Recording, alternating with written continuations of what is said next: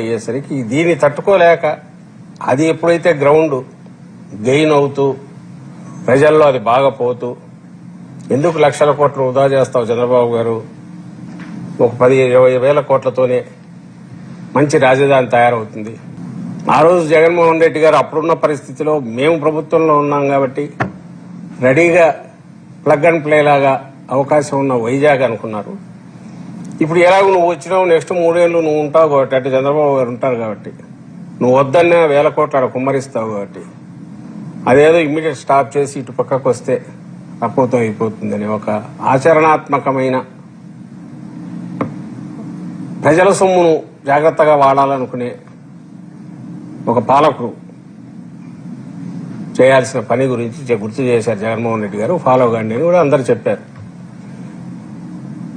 అది ఎక్కడ గెయిన్ అవుతుండే కొద్దీ తట్టుకోలేక మీరందరూ గమనించారు. బహుశా వారం 10 రోజులు తిట్టకుండా రోజు జగన్మోహన్ రెడ్డి గారిని కానీ, వైఎస్ఆర్సీపీని కానీ, జగన్మోహన్ రెడ్డి గారి ఫ్యామిలీని కానీ అసలు సంబంధం లేనివి ఏంటేంటివో తీసుకొచ్చేసి వాళ్ళ మీడియా నిండా పరిచి అట్లా కొద్ది కాలం గడిపి ఈలోగా ఇంకో దాంట్లోకి పోయి అమ్మయ్య మర్చిపోయినారులే అనుకున్నారు. కానీ ఈరోజు వాళ్లే మళ్ళీ బయటకు వచ్చి లేదు మేము ఇది కాదు, ఇంకా చాలా పెద్ద చిన్న పాము అనుకున్నారు మీరు, జగన్మోహన్ రెడ్డి చెప్పినట్టు అనకొండ కూడా కాదు, దానికి మించి ఇంకేదన్నా ఉంటే అది చూడండి అని నిన్న కేబినెట్ సాక్షిగా ఈరోజు రాష్ట్రం ప్రజల మీద ఇంకో పెద్ద బాంబు పడేశారు.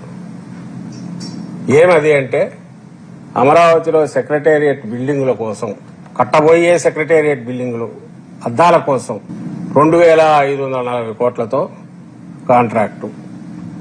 కేవలం అద్దాలు, బిల్డింగ్ చూసే నోరెళ్లబెట్టి ఆ బిల్డింగ్ ప్రపోజల్ చూసి ఆ కాంట్రాక్టు, దాని మీద ఏదో ప్లంబింగ్ అని, దానికి తోడు కరెంటు సప్లై అని, డ్రైనేజ్ అని వేసినవన్నీ చూసి మీకు గుర్తుంటే అందరం రికాల్ చేసి చెప్పాము. అందరు నాయకులు మాట్లాడారు. నేను కూడా లాస్ట్ వీక్ ఇప్పుడు 10 days బ్యాక్ అయి ఉంటుంది చెప్పాను. 12,000 నుంచి 14,000 కోట్లు అమ్మా నేను. ఇది పోర్పుని ఎంత పెరుగుతుందో చెప్పలేమనుకున్నాం. కానీ మీరు 12-14 అయింది. నారాయణ తర్వాత మాట్లాడుతూ వీటన్నిటికీ పర్యవేక్షకుడు, అన్ని రకాలుగా చంద్రబాబు ఆలోచనలన్నిటికీ తనే ఒక రూపం ఇచ్చేవాడు నారాయణ గారు. ఆయన 14 కాదు 16 కూడా కావచ్చు. మరి వీళ్ళు మరీ బరి తెగిస్తారు అనుకున్నాం. ఈరోజు చూస్తే ఈ 2,540 కోట్లకు జీఎస్టీ వాళ్ళు కట్టాల్సిన అవసరం లేదు, వీళ్ళు రీయింబర్స్ చేస్తారు, పే చేస్తారు కాబట్టి అది కలిపితే 3,000 కోట్ల పైన ఆర్థిక అవుతుంది. అద్దాలకు ఒక అసెంబ్లీకి కేవలం అద్దాలకు 3,000 కోట్లు. ఇంతకుముందుది తీసుకొని ఇది కూడా ఎస్ఎఫ్టీకి డివైడ్ చేస్తే 52 లక్షల ఎస్ఎఫ్టీకి ఇంకొక ఇది 18,000 రూపాయలు దాటి 18,500 18,600కు వస్తుంది ఎస్ఎఫ్టీ. 10 రోజులు తిరగకుండానే ప్రతిపక్షంలో ఉన్న మేము పాయింట్అవుట్ చేసి అయ్యా ఇదేం దోపిడీ, ఇది ఎక్కడికి పోతున్నారు, అసలు మీరు ఏం చేయాలనుకుంటున్నారు, ఎక్కడ బెస్ట్ 5 స్టార్ ఫెసిలిటీస్ ఎక్కడన్నా కట్టినా కూడా 4,000-5,000కు మించకపోతే ఈ రేట్ ఏమంటే ఇప్పటికీ ఇది. దీని మీద యాడ్ చేసుకోవాల్సింది ఉంది. ఇవన్నీ ఇంపోర్టెడ్ అంట. ఈ గ్లాసు రావడం కానీ, వాటికి అవసరమైన సిస్టమ్స్ కానీ మొత్తం బయట నుంచి రావాల్సింది. అంటే డాలర్ ఎక్స్చేంజ్ ఫ్లక్చుయేషన్స్ ఉంటే దాంట్లో మార్పు ఉంటే అది కూడా అప్లై అవుతుంది.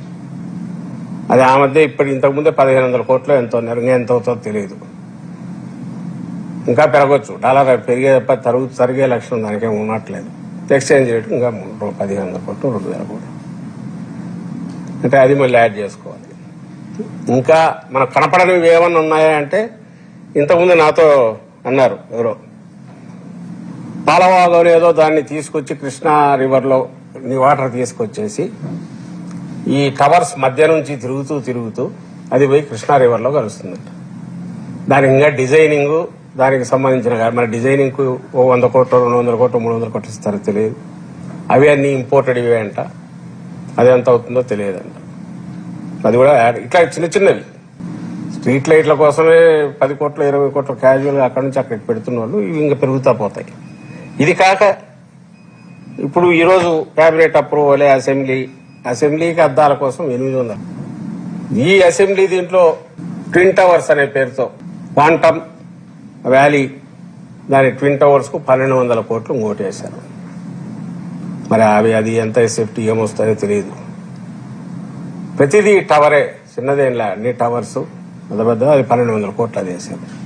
ఈ రోజు కనపడి దానికి కూడా జీఎస్టీ అదనం, ఇంకా క్వాంటమ్ వ్యాలీ అంటే బహుశా దాని వాల్ గీల్ థిక్నెస్ కానీ ఇంపోర్ట్ ఏముంటుంది దానికి డాలర్ ఫ్లక్చుయేషన్స్ దానికి అదనం, దానికి నగిషీలు అదనం, దానికి డిజైనింగ్లు అదనం, అద్దాలు ఉంటే అద్దాలు అదనం, అద్దాలు పగిలితే మళ్ళీ అద్దాలు పెట్టడానికి అదే అదనం, ఈ అద్దాలు పగిలితే మళ్ళీ తీసుకురావడానికి.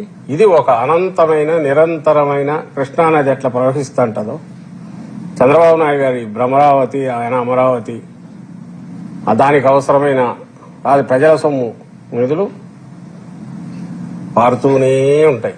పారుతూనే ఉండాలనే ఆయన ఈ ప్లాన్ చేసినట్టున్నారు. ఒకసారి కట్టడం అయిపోతే ఇంకా దాంతో ఇంక మళ్ళీ చేయడానికి ఏముంటుంది. కాబట్టి కట్టడం కాకూడదు, కట్టడం అవుతామనే ఇది భ్రమ ఉండాలి. కట్టడానికి నగిషీలు చెక్కుతానే ఉండాలి, నగిషీలకు డిజైన్లు చేస్తానే ఉండాలి. ఇది ఒక శాశ్వతమైన అనంతమైన నదీ ప్రవాహం లాగా ఆయనకు కావాల్సిన వాళ్లకు సంపద సృష్టి కోసం ఉపయోగపడాలని ఏదైతే మేము అంటున్నామో అది పచ్చి నిజం అని చెప్పి ఆయన దాపరికంగా కాదు, కన్సీల్ చేసుకుని కాదు, బహిరంగంగా మొహం మీద గుద్దినట్టు రాష్ట్రం అంతా, రాష్ట్ర ప్రజలందరికీ ఏం చేసుకుంటారు మీరు, నేను ఇదిగో ఇలాగే చేస్తాను అని నిన్న మనకు కేబినెట్ దీని ద్వారా చూపించారు. ఇంకొక ఆశ్చర్యం ఏంటంటే వీటి కేబినెట్ అప్రూవల్, టెండర్లకు కేబినెట్ అప్రూవల్ ఏంటంటే అర్థం కదా. అంటే రేపు ఎప్పుడైనా ఆల్రెడీ ఇంతకుముందు దోచుకున్నారు కదా 14-19 మధ్య స్కిల్ డెవలప్మెంట్ పేరుతో అయితేమి, ఫైబర్ గ్రిడ్ పేరుతో అయితేమి, ఇంకొక దాని పేరుతో ఫైబర్ నెట్ పేరు, ఇంకో దాని పేరు అయితేనేమి, రాజధాని వీటి ప్లాన్ లో వీటికి అన్నిటికి సంబంధించి రింగ్ రోడ్ ఇంకోటి కుంభకోణాలు ఎట్టయితే బయటపడినాయో వీటి మీద ఎక్కడ వస్తుందో అని చెప్పి కలెక్టివ్ రెస్పాన్సిబిలిటీ, కలెక్టివ్ దీని కిందని కేబినెట్కి ఇచ్చారు. టెండర్లకు కేబినెట్ అప్రూవల్ లేదు అర్థం కాదు.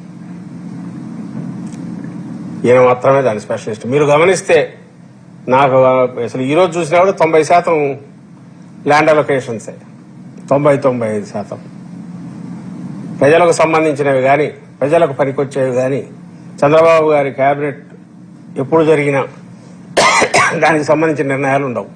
కేవలం భూమిలో లేదా ఎవరికైనా ఫైనాన్షియల్ దీన్ని చేయడమో, అప్పుడు కూడా పోలవరం పేరుతో మీరు చూస్తే మొబిలైజేషన్ అడ్వాన్సులు కేబినెట్ ఇది తీసుకునేవాళ్ళు. మొబిలైజేషన్ అడ్వాన్సులకు సంబంధించి బ్యాంకులు దాన్ని కాంపెన్సేట్ చేయడానికి కేబినెట్ దీన్ని తీసుకునేవాళ్ళు, ఎందుకంటే ఆయనకు తగలకూడదు. సో ఇప్పుడు ఇక్కడ కూడా దానికి సంబంధించి ఇది కేబినెట్ అప్రూవల్ అనేది తీసుకుని వచ్చినారు. ఇది మరీ చిత్రంగా ఉంది, కేబినెట్ అప్రూవల్ తీసుకురావడం.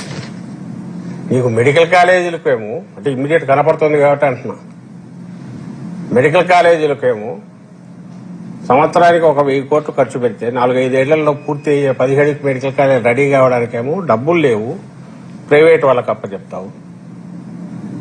దీనికేమో మరి ఇంకా డబ్బులు ఎంతైనా సరే ఇది అవసరం, ఎందుకంటే రాష్ట్రానికి ఇది అవసరమని ఆయన దృష్టిలో.